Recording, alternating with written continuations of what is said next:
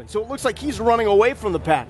What gives him that ability to be one of the better quarterbacks, if not the best, in college football? Well, number one, guys, I think it's the coaching. I mean, Dana Holgorsen, we've seen what he has done at Texas Tech, Oklahoma State. I mean, he's very proven, and coaching makes a big difference. We talk about you can have a strong arm and you can have a good mental mindset, but when you have a coach working with you every day and training you, that makes a huge difference for a college football player.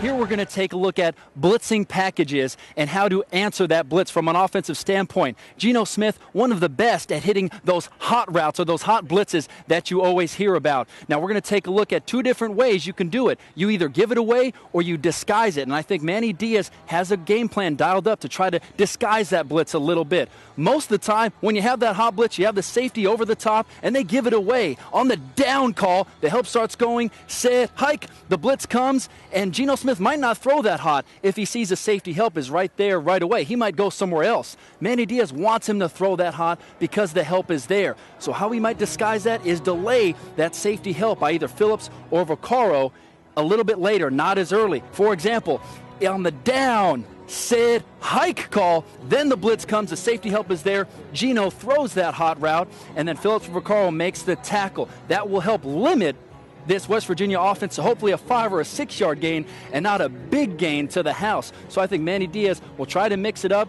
and not give away those blitzes as early. Now, as a quarterback, what do you want to see out of Marquise Goodwin? Ahmad, the first thing I wanted to see, I've already seen he's here. He wasn't even here at this time last year, so I'm happy to see that Marquise Goodwin is present. The second thing I want to see, coverage recognition, recognizing man coverage, being able to run away from it. When the Cowboys go zone, be able to find those open spots to sit down for your quarterback. That's really going to help the confidence of Davis, and that's going to help timing, which is one of the most important things between a quarterback and a receiver. Now, as programs come and go, kids come and go, stars move on to college, and guys have to fill in. You know something about that. You did it for Carson Palmer at Santa Margarita. You did it for Chris Winkie at Florida State.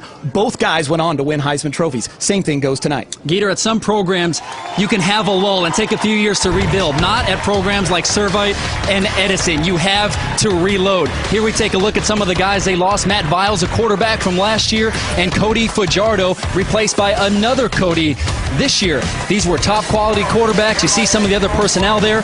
Here's a look at Cody Pittman. He's not the biggest quarterback, but he has a strong arm. He's accurate. Kind of reminds me of Colt McCoy, another number 12. He has not faced adversity this season, so I'm watching to see how he responds because there will be some adversity tonight.